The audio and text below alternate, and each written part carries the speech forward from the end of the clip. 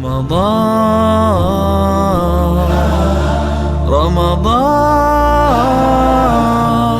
welcome holy month. إلى يوم الدين وبعد.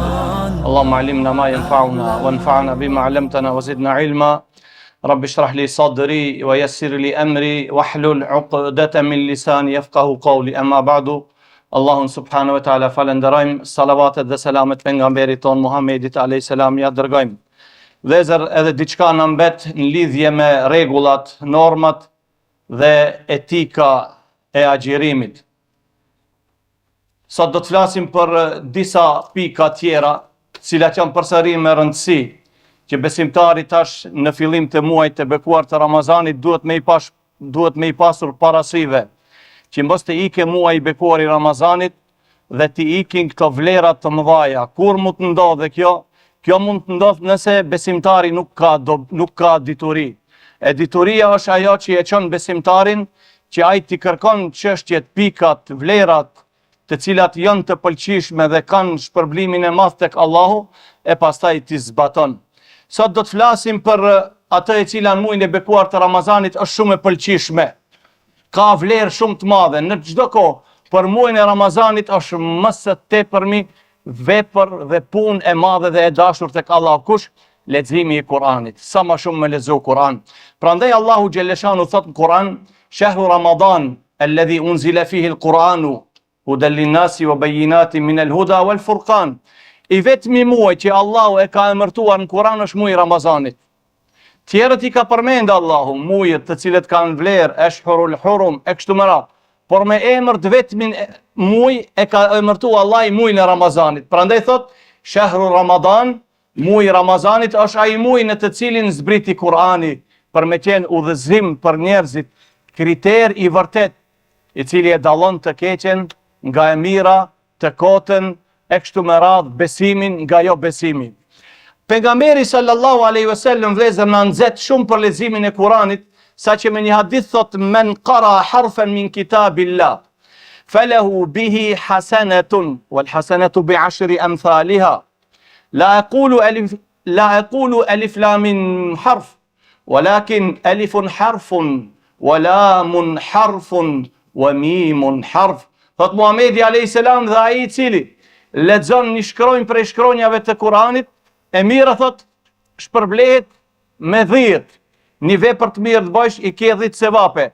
Do të thonë një shkronjë të Kuranit të lexosh i ke 10 sevape. Por ne kemi në Kuran shumë herë janë disa shkronja të lidhura njëra me tjetrën.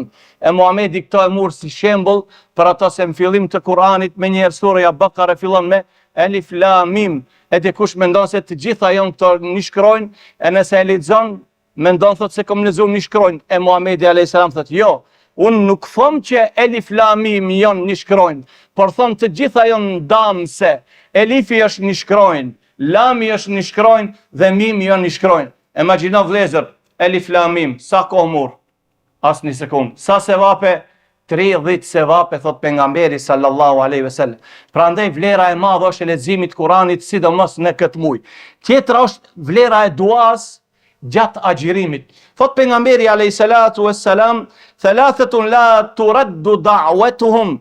3 personave Allahu xhelleshanu nuk ju refuzon lutjen, duan e tyre. Kur ndëgjojmë se Muhamedi alayhis salam thot 3 persona, ne tash me njëherë duhet të mendojmë kush janë këto dhe a bëj pjesë unë këtu dhe a ka mundësi që edhe unë të marr pjesë ke këto 3 persona, ke këto 3 vete që Allahu xhelleshanu u pranu ka këtyre duan. E para vëllezër, as-saimi hatta yuftir. Ja kujt ja pranu ka Allahu xhelleshanu duan agjiruesit derisa të çel iftar. Çka do të thotë kjo? Që sa kohë gjatë kije disa orë me lut Allahun subhanahu wa taala për atë çka dëshiron, për mirësi me të dhon shëndet, me të dhon pasuri, me të dhon bereqet, me të dhon të mira, me ta udhëzu familjen, gruën, evladin e kështu me radhë. Kohë kije plot. Pastaj thot Muhamedi alayhis salam: "Wal imamil adil." Dhe lutja e kujt? E prisit të drejt, krijetari i drejt, krijetari muslimanëve, por është i drejt. Thot Ahmed ibn Hanbeli, Imam Ahmedi rahimahullah, thot vallahe, pi duave që i kom bë, sikur ta dija se njënën prej atyre Allahu do të ma pranonte. Çoni çka thot? Prej duave që bëj, ta di që Allahu, nëse bëj unë 10 duaja, 20 duaja, 30 lutje, Allahu vetëm një do të më pranon. A din cila do të kishte qenë? Thot për krijetarin, për prisin e muslimanëve, për ato do të kisha bo dua. Në qoftë zullumqtar, ta largon Allahu xhaleshanu prej zullumit. Në qoftë që i bën padrejtësi, ta largon Allahu përsëri nga padrejtësia. Qoftë i devijuar, ta udhëzon Allahu subhanahu wa taala. Pastaj tjetra thot: "Wa da'watul madhlumi yarfa'uha Allahu fawqa al-ghamam wa yuftahu laha abwabu as-sama." Shiqoni lutjen, keni kujdes ati cilit i ke bo pa drejtësi. Shiqo vlezër, Allahu Gjelleshanu i falen gjinahet, por ati qka i ke bo pa drejtësi, këto Allahu Gjelleshanu nuk e falë. Deri sa të kërkojsh falje prej ati. Në këtë dinjo apo në botën tjetër, zgjidhe, nëse e din që diku i ke bo pa drejtësi, i ke hin në hak, pastroha çështjen që tash. Se ditën e gjykimit, Allahu alem çka kërkonaj. A do t'i plase gjinahet e ti në shpinën tënde, ose do t'i marrë sevapet e tua, po mundet edhe me ta falë. Por botën tjetër, kur njerëzit gjithë vrapojnë t'hinë të xheneti Allahu Gjelleshanu, ti do të ngelish duke prit atë që i ke bo pa drejtësi, derisa çka që japish hakun e ti. Wa da'watul madhlumi yarfa'uha Allahu fawqa al-ghamam, e ngrej Allahu lart për miret e qiellit. Wa yuftahu la abwabu as-sama, dhe të gjitha dyrët e qiellit i hapen, dhe thot Allahu izzati la ansurannaki walau ba'da hin. Pasha lart madhrin teme, asaj dua si thot, unë kom me të ndihmu, unë kom me ta dhon hakun, unë kom me të shpëtu, qoftë edhe mas një kohë. Prandaj kjo diçka vlezër me seriozitet. Haja e sifirit është diçka e madhe. Shumë herë ne kena fol. Pejgamberi alayhis salam thot tasahharu fa inna fi as-suhuri barakatun. Hani sifir, se në sifir ka bereqet. Me të vërtetë sifir ka bereqet. Sifiri është diçka shumë i mirë. Thot pejgamberi alayhis salam: "Inna Allaha wa malaikatahu yusalluna 'ala al-mutasahhirin." Allahu afal, Allahu i mëshiron. Po ashtu edhe meleket e Allahu Gjelleshanu kërkojnë falje, kërkojnë mëshirë, që Allahu t'i fale, t'ju jep sevape, t'i mëshiron cilët, ato të cilët hanë sifir. Tregohet një ndodhi interesant, një ka qenë shërbetor i Amr ibn al-As. Amr ibn al-As ishte ai që e çliroi Egjiptin dhe ishte pris i madh në Egjipt, kishte autoritet shumë të madh, edhe gjithë populli e doshin. Thot ki shërbetori ati Ebi Qejs, thot Mola Amr ibn al-As: "Kana ya'muruna an nujahhiza lahu as-suhur.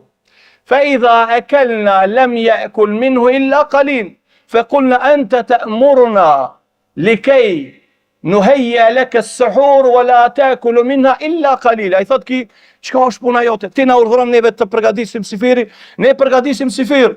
Edhe Amr ibn al-As ishte prej atyve nuk hante sifir shumë. Veç disa ato përgatishin ushqim shumë, ai hante vetëm pak.